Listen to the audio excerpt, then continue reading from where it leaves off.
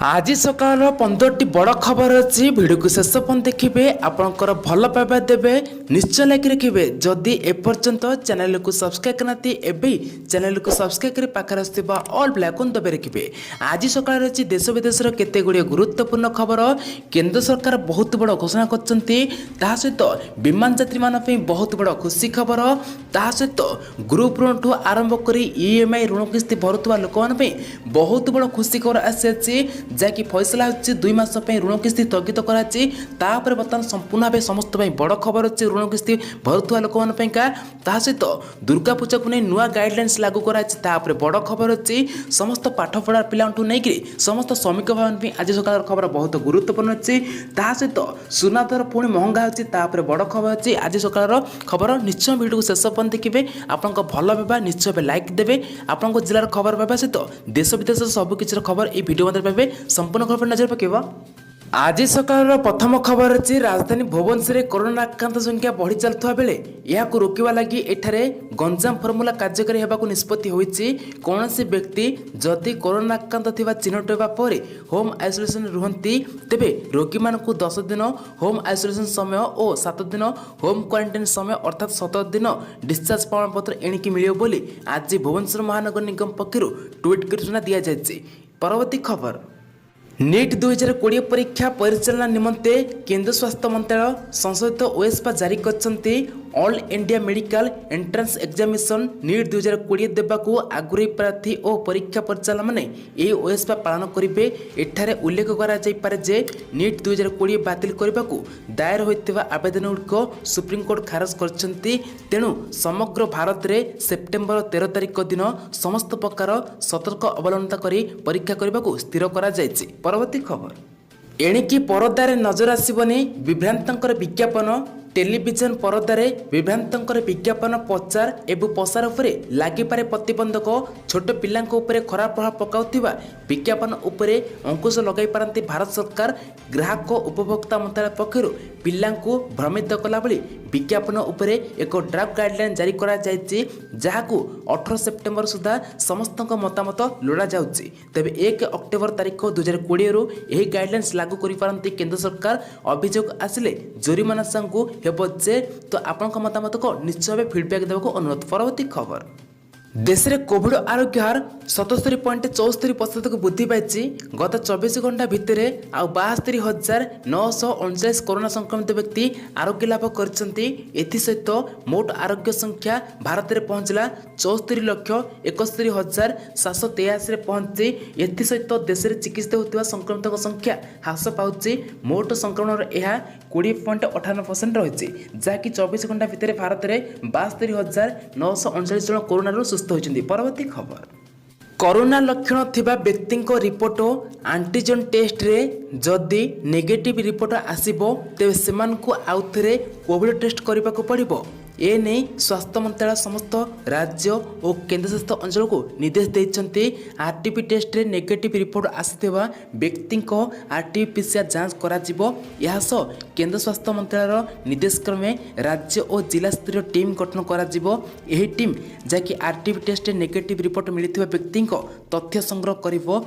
Test पूर्व बा परे जो व्यक्ति कोरोना लक्षण प्रकाश पाइबो सेमानकु तुरंत आइसोलेशन रखाजिबो पर सेमानकु हॉस्पिटल स्थानांतरित कराजिबो बोली सूचना मिलछि। परवर्ती खबर राज्यवासी आसला खुशी खबर आज पुणी कोरोना 2,706 जन व्यक्ति सुस्थ होती यह मिसे राज्य में मोट सुस्थ संख्या पहुँचला 1,08,001 पहुंची आज सर्वाधिक कटक जिलूर 411 खोर्धारू 354 मयूरभंज 233 गंजाम 173 नयगढ़ 152 बरगढ़ 139 पुरी 132 रायगढ़ 101 झारसुगुड़ारू 93 जाजपुर 52 केन्दुझर 82 संबलपुर 81 जगतसिंहपुर 75 केन्द्रापड़ा 66 ढेंकानाल 65 कोरापुट 65 भद्रक 53 सेपरी नवरंगपुर 52 बालेश्वर 38 सुंदरगढ़ 34 कोलाहांडी 33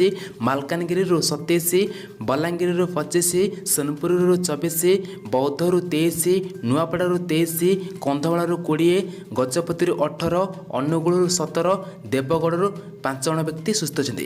ଏହାକୁ ମିଶାଇ ରାଜ୍ୟରେ ମୋଟ ସୁସ୍ଥ ସଂଖ୍ୟା ପହଞ୍ଚିଲା 1,08,101ରେ ପହଞ୍ଚିଛି। ପରବର୍ତ୍ତୀ ଖବର, ପୁଣି ସୁନା ଏବଂ ରୂପା ଦର ପୁଣି ବଢ଼ିଲା।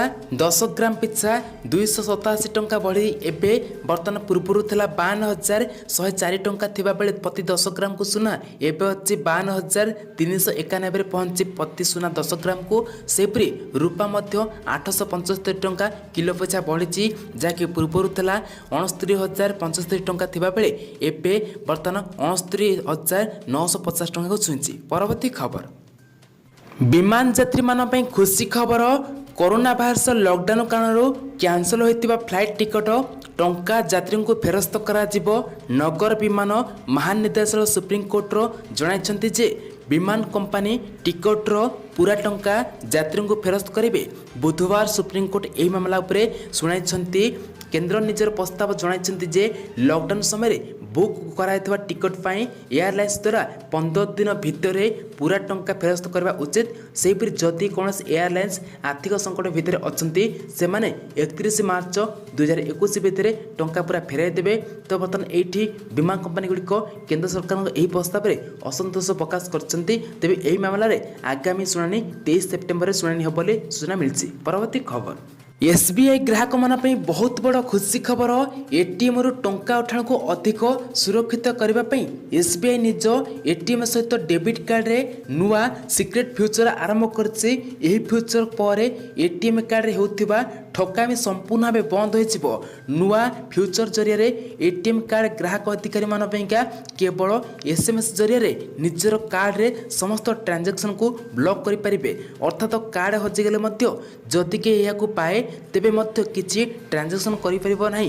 ଏହା ବ୍ୟତୀତ ଯାହାକି କଷ୍ଟମର କେୟାର କଲ୍ କରି ମଧ୍ୟ ନେଟ୍ ବ୍ୟାଙ୍କିଂ କିମ୍ବା SBI କ୍ୱିକ୍ ଆପ୍ ସାହାଯ୍ୟରେ ମଧ୍ୟ ଆପଣ ଚାହିଁଲେ ଆପଣଙ୍କ କାର୍ଡ଼କୁ ମଧ୍ୟ ବ୍ଲକ୍ କରିପାରିବେ।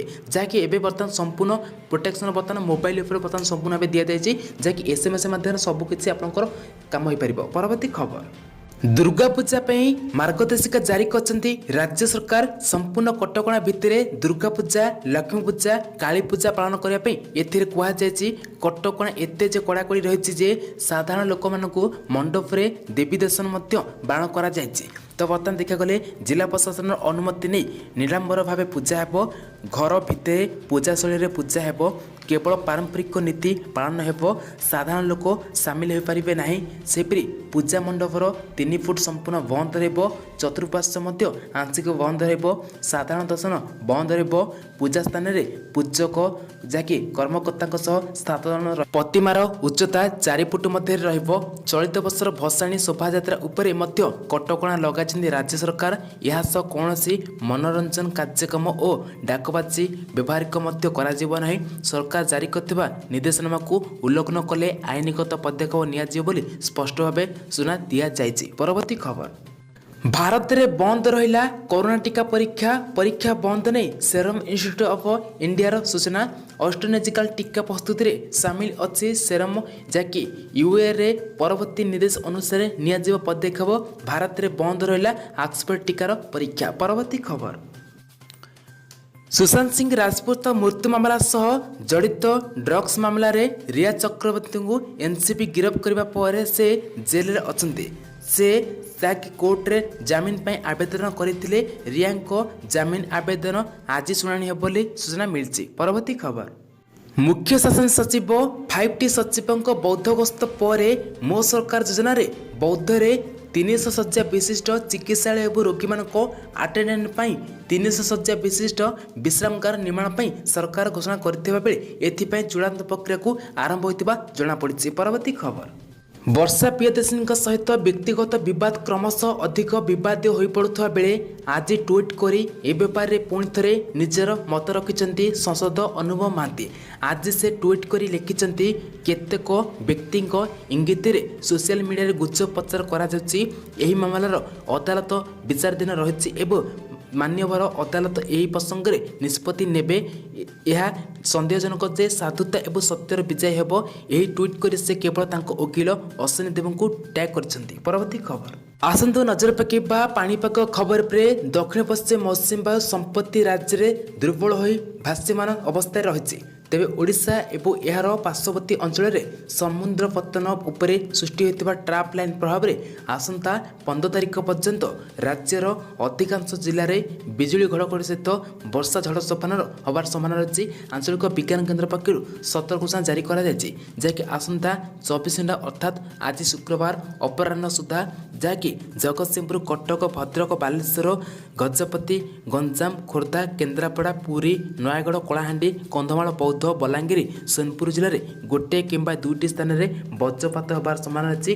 तो निश्चित भाव सतर्क हो रुहतु। एवं बर्तमान 15 तारिख पर्यंत जहाँकि ट्राप लाइन सृष्टि होती लघुचाप वर्षा होगा जाऊँगी। परवर्ती खबर ग्रुप ऋण ठू आरंभ कर ईएमआई ऋण किस्ती भरुवा लोक बहुत बड़ खुशी खबर। कोविड-19 महामारी को स्थिति को दृष्टि रखी ऋण किस्ती ईएमआई प्रदान को आसंता 2 मास स्थगित रखिंट सुप्रीमकोर्टर विचारपति जस्टिस अशोक भूषण अध्यक्षतार गठित एक खंडपीठ ए संक्रांत में आगत एकाधिक मामलार एकत्रित कर शुणाणी करने अवसर में ऋण किस्ती ईएमआई पैठ को आसंता 2 मास स्थगित रखा निर्देश देते। यह मामलार शुणाणी को सेप्टेम्बर 28 तारिख पर्यंत स्थगित रखिंट। केंद्र सरकार एवं भारतीय रिजर्व बैंक आरबीआई को ए संक्रांत में सेप्टेम्बर 28 मध्य एक ठोस निष्पत्ति नेबाकू कहते। यही समय बैंक गुड़िक 2 मास पर्यंत ईएमआई किस्ती भरण करथिबा ऋणग्रहीता ऋण खिलापकारी भाव एवं सेमानक ऋण अकाउंट को एनपीए भाव घोषणा करने को सर्वोच्च अदालत निर्देश देते। पूर्वर यही सुविधा अगस्ट 31 पर्यंत उपलब्ध थिला। मार्च 27 में आरबीआई समस्त वाणिज्य बैंक आंचलिक ग्रामीण बैंक क्षुद्र फाइनान्स बैंक एवं स्थानीय क्षेत्र बैंक समेत समवाय बैंक सर्व भारतीय आर्थिक प्रतिष्ठान हाउस फाइनान्स कंपनी एवं माइक्रो फाइनान्स प्रतिष्ठान गुड़िक मार्च 1, 2020 पर्यंत बाकिया थिबा समस्त ऋण किस्ती आदाय उपरे 3 मास मैरिटेन प्रदान करथिले। पर यहाकू 3 मास अगस्ट 31 पर्यंत वृद्धि करा जायतिला। आज यहाकू आउ 2 मास वृद्धि करछन्ती सरकार। जहाँकि बर्तमान देखा गले संपूर्ण भाव 2 मास ऋण किस्ती बर्तमान संपूर्ण भाव स्थगित रखिंट सरकार। तो बर्तमान जहाँकि यार ठोस निष्पत्ति नियाजिबो सेप्टेम्बर 28 तारिख में। परवर्ती खबर पीएम किसान योजना रे बहुत बड़ खुशी करासी। जो सब चाषी भाई मैंने पूर्व टंका पाई अगस्ट मसरे 2000 टंका लेखाएं षष्ठ किस्ती टंका से पुणी नवेम्बर मसरे पुणी 2000 टंका पुणी मिलवाक जाऊँगी। तो आर भितर खुशी खबर कौन आसी ना जो सब चाषी मैंने ओडिशा हो अन्य स्टेट जो मैंने भी आप्लाय करते बर्तमान सरकार पुणी 2 कोटी चाषी भाई को पुणी ये पीएम किसान योजना रे सामिल करने को निष्पत्ति नहीं। जो सब चाषी मैंने पूर्व आप्लाय करते जहाँकि नवेम्बर मसरे सामिल करने सहित से प्रथम पर्यायर 2000 टंका किस्ती प्रथम किस्ती मिलवाक जाऊँगी। तो बर्तमान जो सब चाषी मैंने एपर्यंत जो मैंने आप्लाय करना पीएम किसान एवं आप्लाय कर सठिक किसान होते तो आपको पीएम किसान टंका प्रति वर्ष आपको 2,000 टंका लेखाएं 6,000 टंका मिल पार 3टी किस्ती। तो निश्चित भाव आप मन रखु जो मानकर पूर्व किसी करेक्शन भूल अच्छी टंकाटी एपर्यंत मिल पारि ना। तो निश्चित भाव कमेंट करूँ जे आम बहुत सारा चाषी भाई को देखुँ बर्तमान टंकाटी मिल पार ना। से आउ सारा किसी चाषी भाई कमेंट आम संशोधन कलापर आमको टंकाटी मिली। आउ कि चाषी भाई पेंडिंग रही है भेरिफिकेसन कर टंकाटी पाई। जदि आपने कई चाषी यदि एपर्यंत वंचित होकर पीएम किसान योजना तरफ तो निश्चित भाव आपने आपंक डॉक्यूमेंट जदि पूर्व टंका मिलता आपको एपर्यंत पुणी टंका मिल पार ना। तो आपंकर अकाउंट नंबर हो ना हो कि भूल घोषणा जदि अच्छी तो लिस्ट जदि ना थी टंकाटी मिल पार ना आप तुरंत एडिट करते आपको जहाँ संशोधन भूल थी पीएम किसान ऑफिशियल वेबसाइट रे।